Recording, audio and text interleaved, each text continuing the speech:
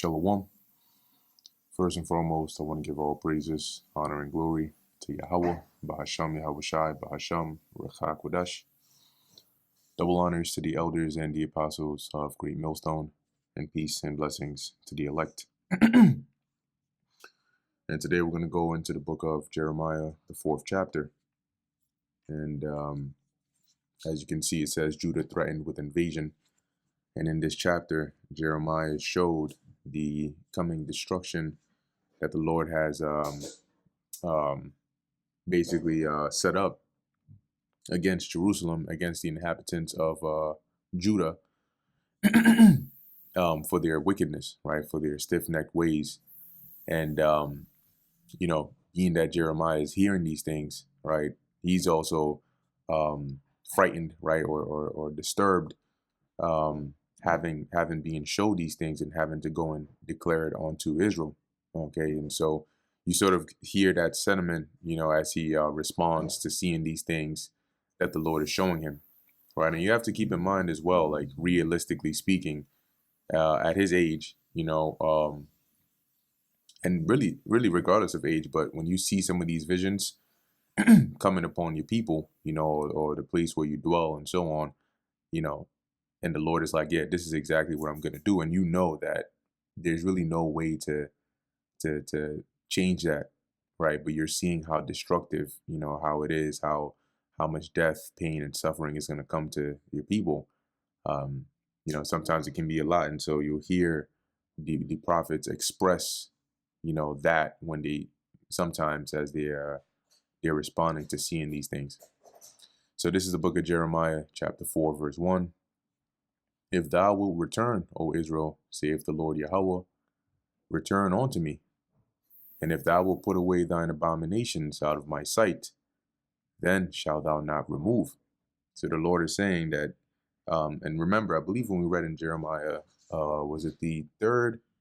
Yeah, in the 3rd chapter, in the 1st verse, it mentioned here, right, that if a man put away his wife and she go away from him and become another man's, shall he return unto her again? That land is going to be greatly polluted, right? But as you can see here, the Lord is saying, even though you've gone after these other idols, which is likened unto an adulterous woman going after other lovers, the Lord is still willing to accept you if you will return back onto him. And if you'll put away your abominations. And the abominations, mainly the Lord is really disturbed by the idols, because the idols are a starting point for a lot of the abominable acts that follow that. Okay, and not to discount other transgressions and forms of iniquity that are unlawful or abominable to the Lord. But if you look at certain acts, even like sodomy and some perverse acts, some of those end up being ritualistic, right, or required by these pseudo gods, right, these idols. So when Jake starts worshiping those idols, they start to then commit those acts as well. But the Lord is saying here, if you put those away, right, you destroy them and do away with them, not just outwardly, but inwardly as well, then you're not going to remove, meaning you're going to be stable. You're going to be sure, because the Lord is going to be with you again. And thou shalt swear, the Lord liveth, in truth, in judgment. So you'll take an oath, right, that the Lord liveth, which is to acknowledge the Most High Yahweh, the God of Israel, in truth, in judgment, and in righteousness. And the nations shall bless themselves in him, and in him shall they glory. All right, and this is talking about the Israelites. Okay, it says nations here, but it's really referring to Israel. Okay, because when you read in both this and all the other prophecies that go into what happens at the end when Israel becomes righteous again, the glorying in the Lord is not done by the heathen. The heathen might glorify the Lord by seeing us, but they don't glory in the Lord. He is our power, and so we glory in him. So there are times when you may see nations here, but it's really referring to Israelites. But you're at the time of this fulfillment, you have Israelites that are scattered amongst all these various nations. Okay. Verse 3. For thus saith the Lord Yahweh to the men of Judah and Jerusalem, break up your fallow ground and sow not among thorns. All right. And this is referring not to literally the physical ground, but the ground of your mind. Okay. Because what ends up happening when you sow among thorns, they choke the growth of whatever you planted. So if you liken the word of the Lord or the instruction of Yahweh Ba'asham Yahushai to a seed and your mind onto the ground, breaking it up means you stop and you listen and you take heed, right? So you open up your mind and then plant the seed to listen to the Lord. And sowing not amongst thorns, because the thorns that are going to choke out that growth are going to be the wayward ways of living, right? The things that are contrary to what the Lord requires of you that Jacob are partaking in. So in a literal sense, what the Lord is saying here through Jeremiah, or telling Jeremiah to convey to Israel, is put away the behaviors that are contrary to the ways of the Lord, because they're likened unto thorns.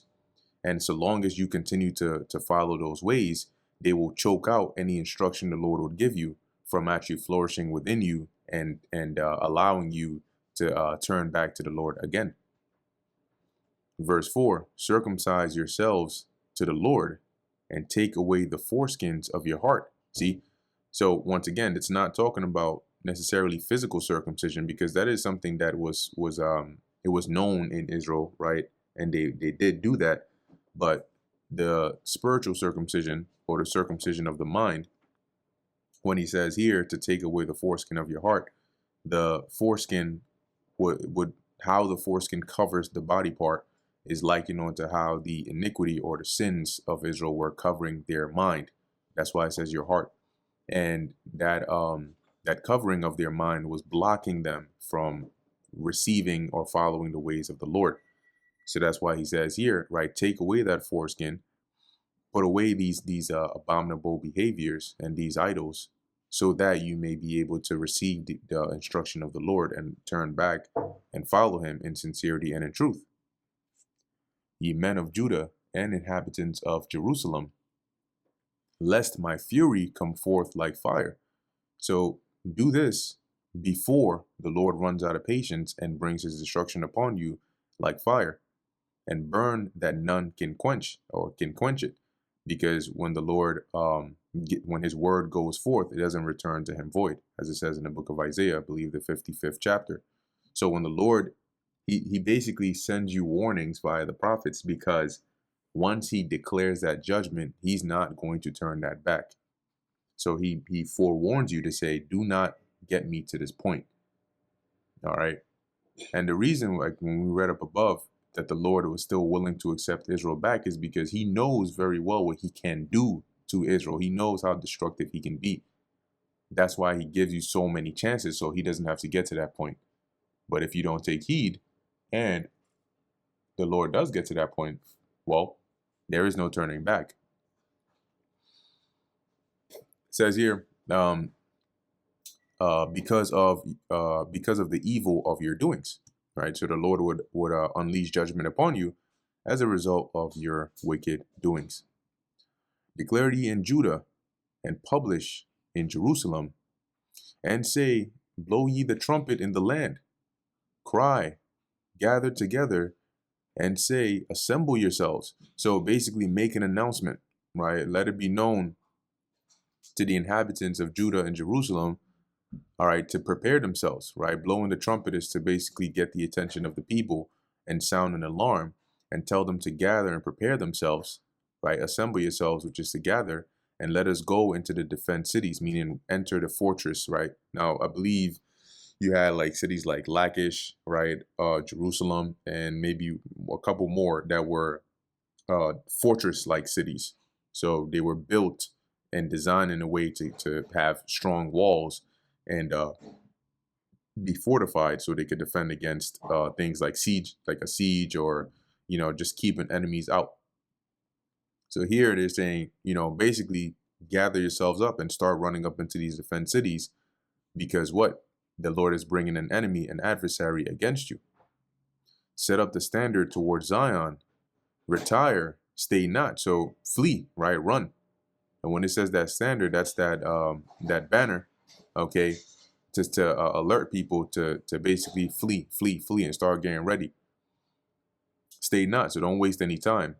For I will bring evil from the north and a great destruction. And that evil at the time was the Neo-Babylonian Empire. Now, at this time that Jeremiah is prophesying about this, right? If we look up here,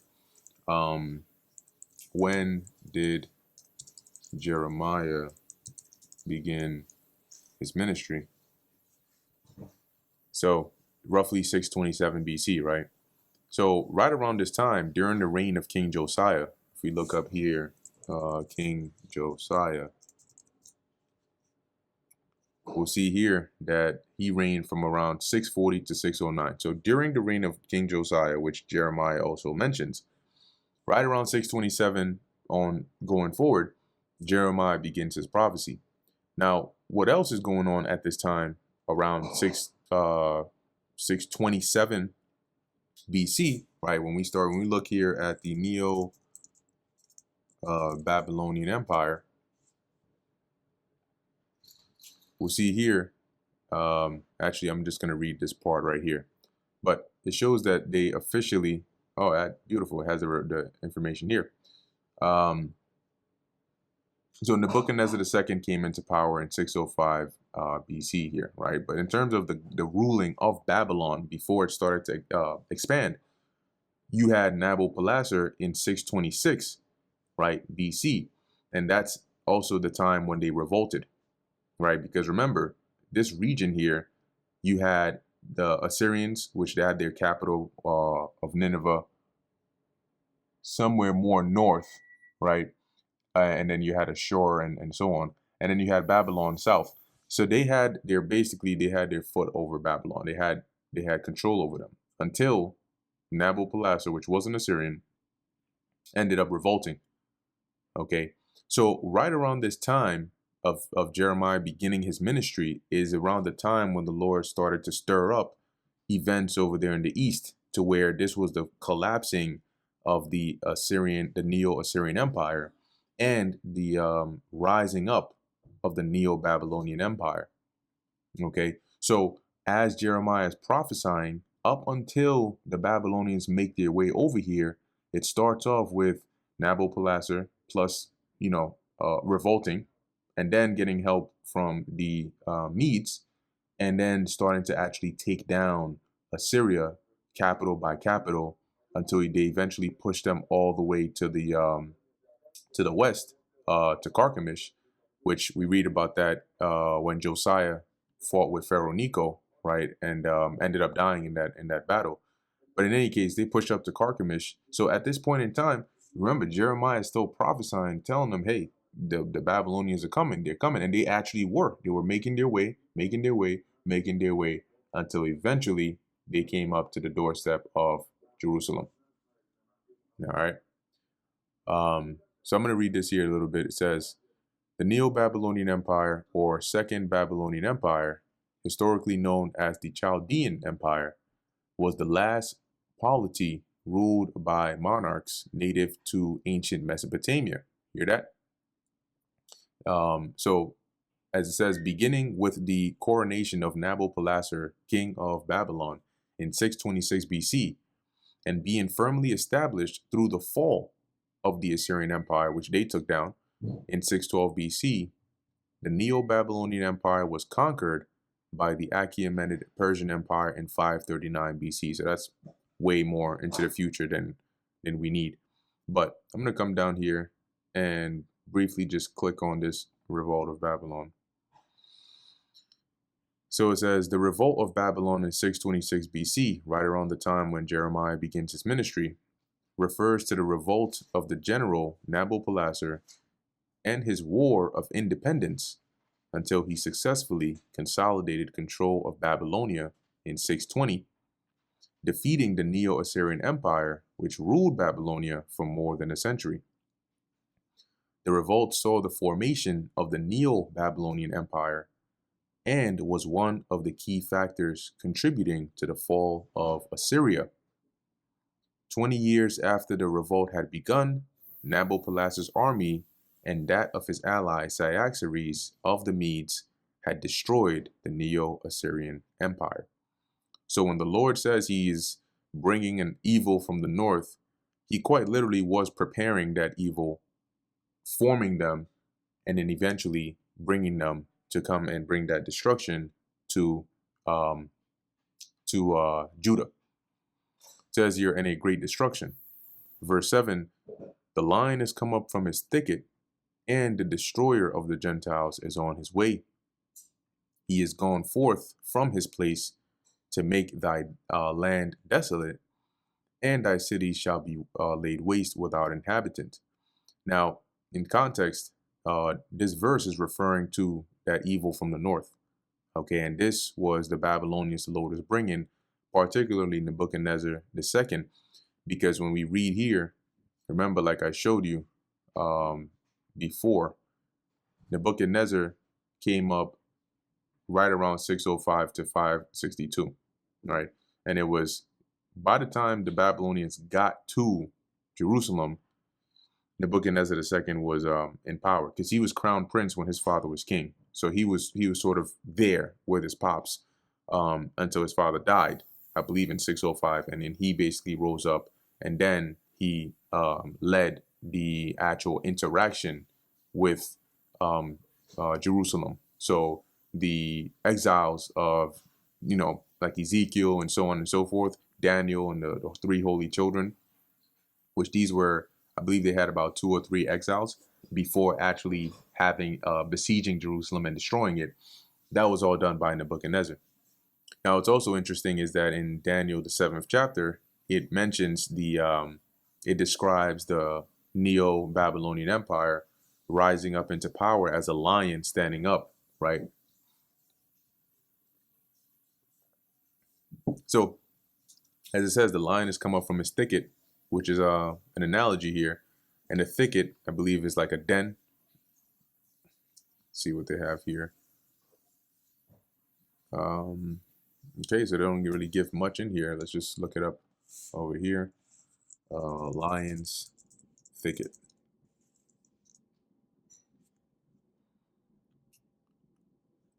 Yeah, it says here, lion's thicket can refer to a, okay, that's fine. I want to know what the thicket is. Lord have mercy. You can't just give me, all right, thicket, meaning a dense group of bushes or trees. Okay, even better. So as opposed to a den, you can imagine this. So maybe it's like a lion camouflaging in here and then popping out on your ass. So as it says, the lion has come up from his thicket, and the destroyer of the Gentiles is on his way. Now, at this point, right, that was when Nebuchadnezzar was on his way. Remember, the Neo-Assyrian Empire was now basically dominating, right, alongside the Medes, but they were basically dominating all the nations in their path. When they got to Israel, Israel to them was just another foreign nation that they came to conquer. All right, eventually spreading to all that region. If you look up here, the the Neo-Babylonian Empire, you can see here, right, this whole entire region they basically took over. All right, so as it refers to him as the destroyer of the Gentiles, basically it's just a title that was given to him because of the position or the role that he played at this time. And it says he is gone forth from his place to make thy land desolate. So the Lord was getting ready to send him against you. And when you read in the book of Ezekiel, Ezekiel was in Babylon, right, among the captives, and the Lord showed him before the Nebuchadnezzar came against Jerusalem, like a year or two or a couple of years before. The Lord showed Ezekiel why he was going to have Nebuchadnezzar come and do that. So it says here, and thy cities shall be laid waste without an inhabitant. And this was describing the aftermath of Jerusalem after the siege, after they burnt and broke down the walls and burnt and broke down the temple. Now, this verse can also be used as like a similitude, right, in reference to Yahushua. Like sometimes you'll notice, like brothers might quote this verse here or use it in reference to Yahushua, returning, making the second return to bring destruction to this place. All right, but it's important to clarify when you bring that so that the context is still known. But as it says here, verse 8, for this gird you with sackcloth, lament and howl. So basically start going into mourning, because this is the judgment that is pronounced against you, and it's not going to change. For the fierce anger of the Lord Yahweh is not turned back from us. So the Lord is angry at you, and he's not willing to turn away that anger to let you escape from this judgment that's coming. So basically start mourning, because it's going to be bad. And it shall come to pass in that day, saith the Lord, that the heart of the king shall perish, and the heart of the princes and the priests shall be astonished. This doesn't mean that the king's heart is going to explode or he's going to have a heart attack, like literally, although he might. But what it's referring to is that they're going to be afraid. Okay, the heart meaning their mind is going to perish. Is going to lose that strength. They're gonna be made weak and afraid. Okay, the princes, the kings, and the priests shall be astonished. So they're going to be in shock. And the prophets shall wonder, right? They're also going to be confounded. And the reason, which these prophets are referring to false prophets, because when you look into the word wonder, and as we go through the book of Jeremiah, you'll see that there were false prophets that were prophesying contrary to Jeremiah. So it says here to be astounded, to be stunned, amazed, be dumbfounded. And that's because they're not expecting this judgment that's coming. And as we read below, you'll see why, to a degree, they thought that as well. Verse 10. So the Lord is saying here, right, Jeremiah is seeing that this is going to be a bad time. Verse 10, then said I, Lord God, Yahweh, surely thou hast greatly deceived this people and Jerusalem. Because remember, the Lord is showing Jeremiah and telling him, you see this that I showed you, that's what I'm going to bring to these people. Jeremiah is responding accordingly. And he's saying, but wait, Lord, what's going on here? I know they're wicked, but right, it says here, saying, ye shall have peace, whereas the sword reacheth unto the soul. So Jeremiah is saying, but Lord, isn't this like deceiving your people to a degree?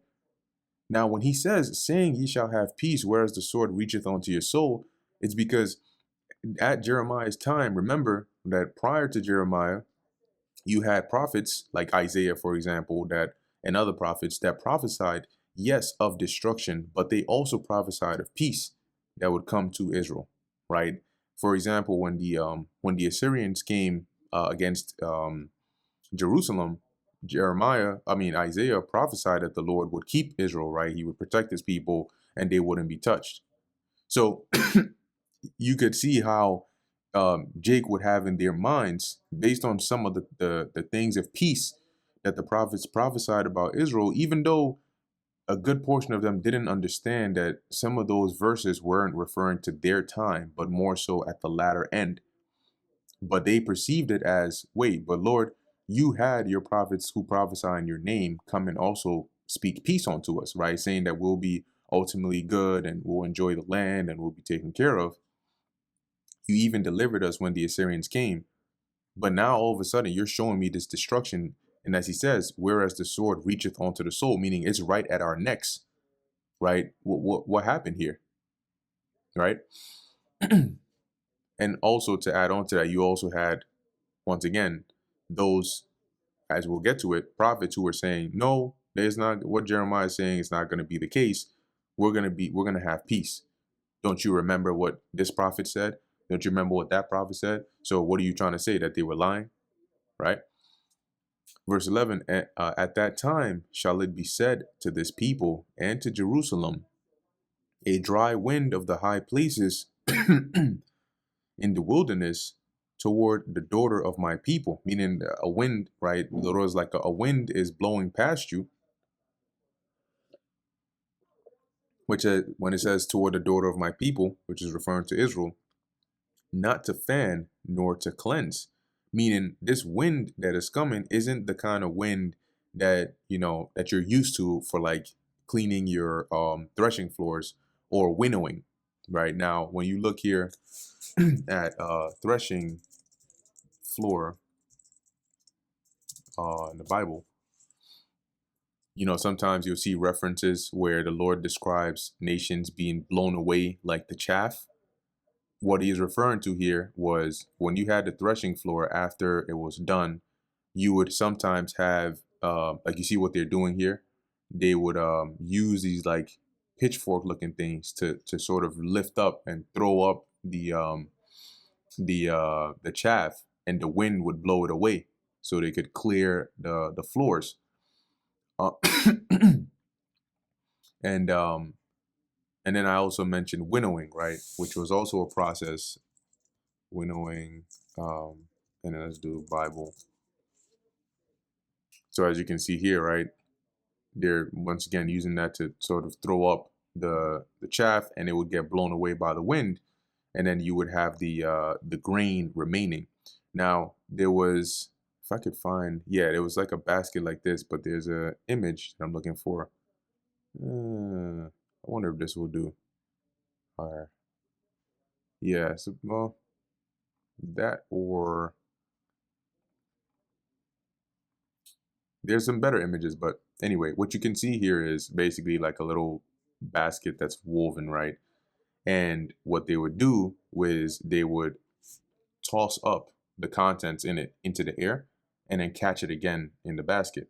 And what that does is the air blows away as they toss it up in the air, it blows away the chaff off of it, and then they just catch the grain because the grain is heavier, so it's not going to get blown away by the wind. But the chaff is lighter, so that will get blown away by the wind, or like the husk. That would get, yeah. So here you go. Here's also another example.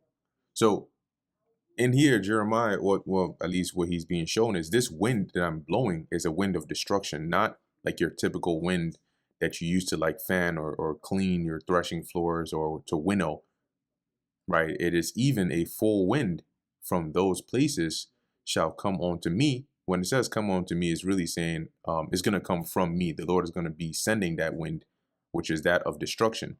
When you read in the book of Revelation, the 7th chapter, it describes the destruction as wind, right? Holding back the four winds, by referring to the angels holding back that destruction, that it should not blow upon the earth.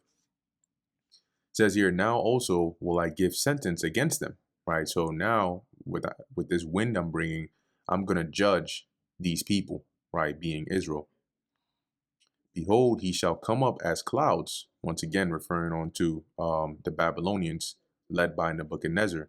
The clouds refer to the vast army that they would come with, right? There are times when the scriptures liken a large army onto a cloud, right?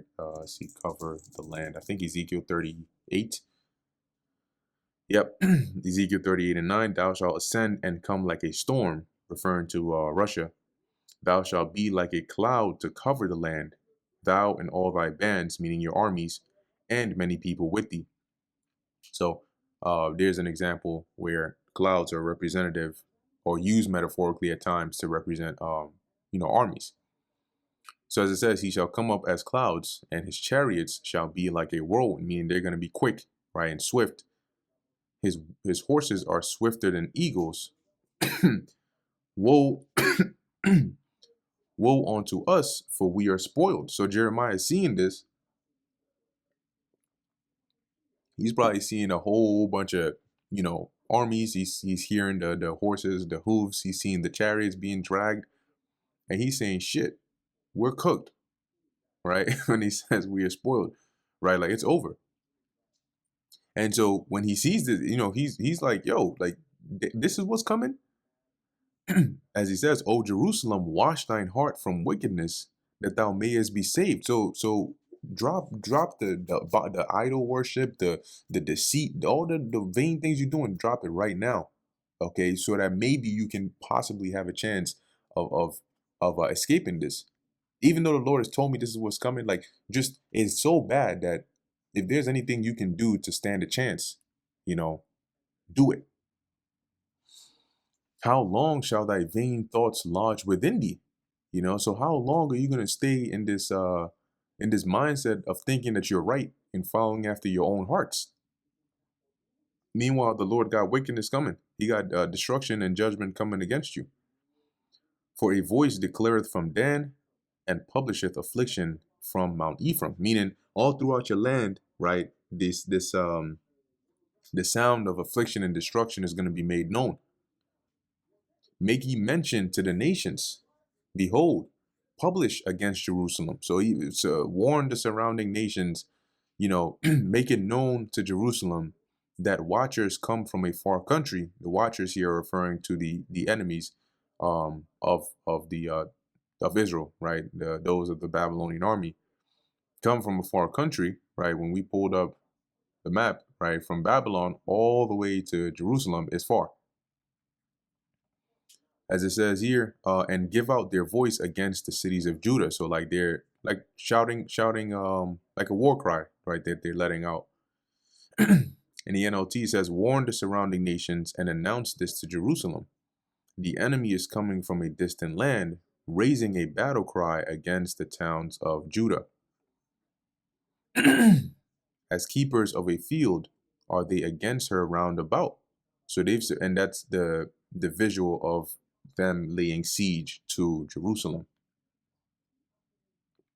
because they would surround you to cut off your supplies and eventually starve you out. And when you're weak enough, then they would break through your walls. Because she hath rebelled against me, saith the Lord. So the Lord said, I'm doing this because they rebelled against me. Thy way and thy doings have procured these things unto thee. So as a result of you, how many times, how many prophets have I sent unto you to warn you? And what did you do each time? So because of your way, right, the way you've chosen to walk down, the path you've chosen to go down, and the evil deeds that you continually do, that is what has brought or warranted these things to come onto you. This is thy wickedness. The word wickedness here is rai, which goes into evil. So this evil is of you.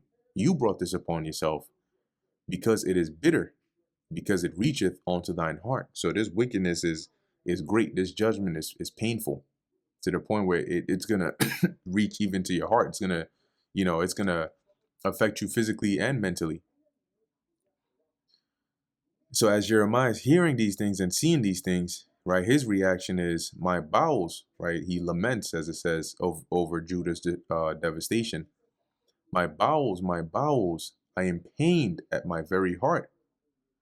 My heart maketh a noise in me. But that noise is referring to his heart beating. Because when you either get scared or you're, like distressed, your heart beats faster. I cannot hold my peace because thou hast heard, O my soul, the sound of the trumpet. So he's saying, I can't contain myself, right? As you've heard, and seen these things, referring to his soul, the sound of the trumpet, the alarm of war. Destruction upon destruction is cried, for the whole land is spoiled. So he's seeing the land that he grew up in, right? Where he, has memories of and all those things. And he's seeing all this being about to be destroyed. Suddenly are my tents spoiled and my curtains in a moment. So just like that, the places where he grew up at, the places where he dwelt, the habitable places of the land are destroyed. And it was a scene of great destruction, because when they destroyed the land, they did exactly that. Okay, they set it on fire. People were dying, people were being killed, there were screams, just like you see in those movies when there's war and bloodshed and violence. That's what Jeremiah was seeing, and he was hearing it, and he was witnessing it. Verse 21, how long shall I see the standard and hear the sound of the trumpet? The standard are the flags, right, of the battle. As it says here, how long must I see battle flags, or see the battle flags, and hear the trumpets of war? For my people is foolish. So now the Lord responds, and it's not, sometimes the transition isn't too clear, but you'll get it based on how it's being worded over here, right? So for example, in verse 22, in the verses above, Jeremiah is lamenting. He's like in distress. But in verse 22, this is the Lord's response. For my people is foolish. They have not known me. They are sottish children, meaning they're stupid, and they have none understanding. And you can see why the Lord says that, right? Because if I tell you that as long as as long as you listen to what I'm telling you to do, which is going to be beneficial for you, you're going to be taken care of. But if you don't, then I'm going to bring this judgment against you. And the things I ask you to do are pretty simple. But yet, for some reason, you just cannot listen to that time and time and time and time again. Then shit, what kind of people are you? It says here, they are wise to do evil. So when it comes to doing the things that I hate, when it comes to doing the wickedness that I told you not to do, you get real creative. You do it above and beyond. But to do good, you act like you have no knowledge. Like you're some elementary school kid taking a calculus class when it comes to doing righteousness. So hell yeah, I'm gonna bring this judgment upon them because the only language they understand is ass whooping. But as you can see, it says they have not known me. That's how you know it's referring to the Lord. Verse 23, I beheld the earth. Now this is back again with Jeremiah, what he is seeing, what the Lord showed him. And when he says the earth, it's Aratazah, he's referring to the land. And so he's referring to the aftermath of the destruction that he saw. It says here, I beheld the earth, and lo, it was without form and void, and the heavens, and they had no light. I beheld the mountains, and lo, they trembled, and all the hills moved lightly. Okay, meaning that it looked all destroyed, right? So you could see the heavens, meaning like the skies, for example, being darkened, right? Because all the smoke caused by the fire, and the land, the buildings being broken down. Remember, Jerusalem was on a hill, right? It was on a mountainous region. Okay, so the aftermath of that siege, by the time the Babylonians left, everything looked formless. It looked destroyed, looked broken down, or destitute. Verse 25, I beheld, and lo, there was no man, and all the birds of the heavens were fled. Right? And once again, I mean, when there's destruction, one of the signs is if birds are there, they flee. Right? And that lets you know if you hear an explosion and there are birds there, you're going to see them fly right away. As it says, and there was no man, what it means is that majority of the people were dead or taken captive. But we know that after when the Babylonians left, they left some people in the land, right? They left like the poor and, the people that they didn't consider to be, too valuable to take. They left them to basically till the land. And then they left Gedaliah as like the overseer of them. Verse 26, I beheld, and lo, the fruitful place was a wilderness, and all the cities thereof were broken down at the presence of the Lord Yahweh and by his fierce anger. So he saw the wrath of the Lord in the destruction that the Babylonians brought, at least as he was shown. That's why he mentions this fruitful place that was once filled with people, children, land, sheep, oxen. You pass here in the morning, such and such is plowing his field. Over here, these shepherds are feeding their flocks, and so on. And all of that is now destroyed, gone.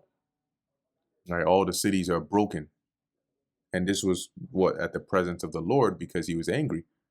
And his presence was with the Babylonians to bring that destruction.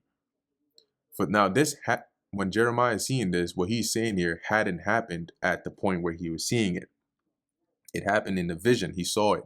So that's why he's describing that. All right. But it's something that as we get to the latter chapters of Jeremiah, you'll see it actually took place. For thus hath the Lord Yahweh said, the whole land shall be desolate, yet will I not make a full end. So the Lord brought great destruction, but he didn't completely annihilate us, right? And he didn't completely eradicate the land, as I mentioned before. But it was bad enough to leave an impact. For this shall the earth mourn, and the heavens above be black, because I have spoken it, I have purposed it, and this is the Lord speaking, by the way, and I will not repent.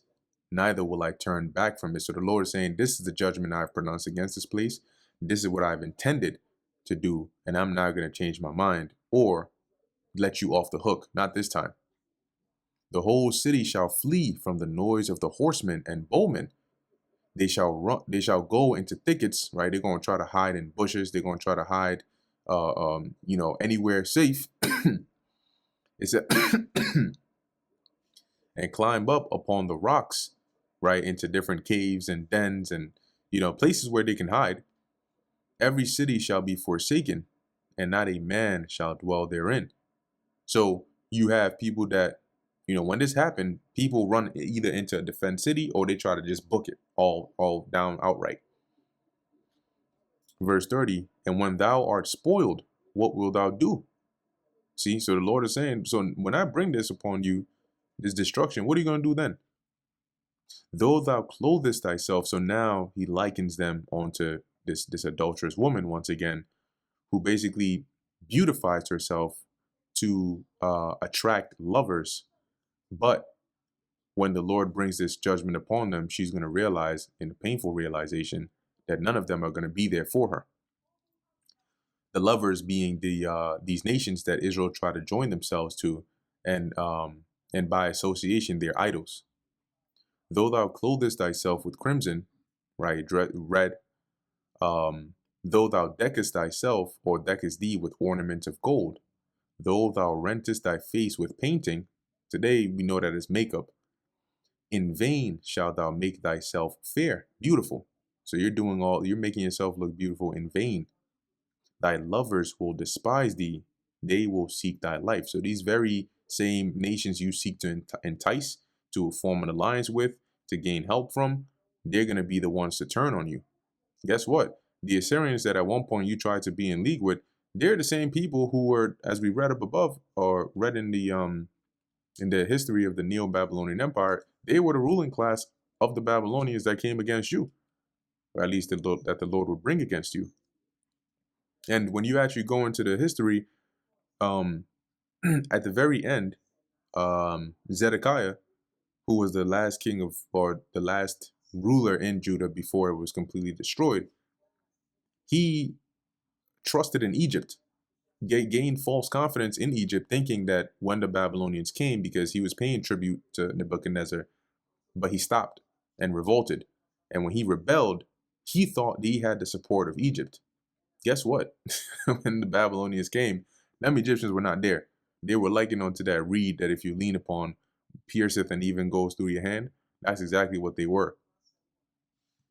Verse 31, for I have heard a voice of a woman in travail, and the anguish of her that bringeth forth her first child. So this is it's symbolic, right? But it's referring on to the screams and the agony and the pain of Israel, the lamentations of Israel, which is likened unto a woman going through labor. As it says, bringing forth her first child, because she's never experienced that before. So it's going to be a lot of pain for her.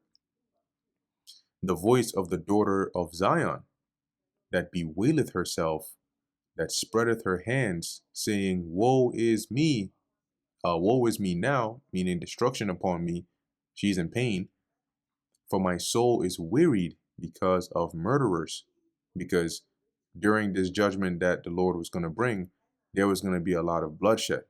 Men, women, children, they were all going to get that work. And so here, Jeremiah is mentioning here that he basically, what this would look like in a vision is like, you're looking to your right, you see, women screaming, please, please, don't kill my child, whatever. And then they don't care. They kill them. You hear screams on the right. You hear screams on the left. You hear people, priests, kings, rulers running around, screaming, seeing that they're hopeless, crying out even unto the Lord, but all to no avail, as they witness their homeland being destroyed and them being taken captive while their loved ones are also put to death. And you get the scene. So that brings us to the end of the book of Jeremiah, the 4th chapter. Lord willing, this was edifying to the elect. In closing, I want to give all praises, honor, and glory to Yahweh, Bahasham Yahweh Shai, Bahasham, Recha Kodash. And until next time, Shalom.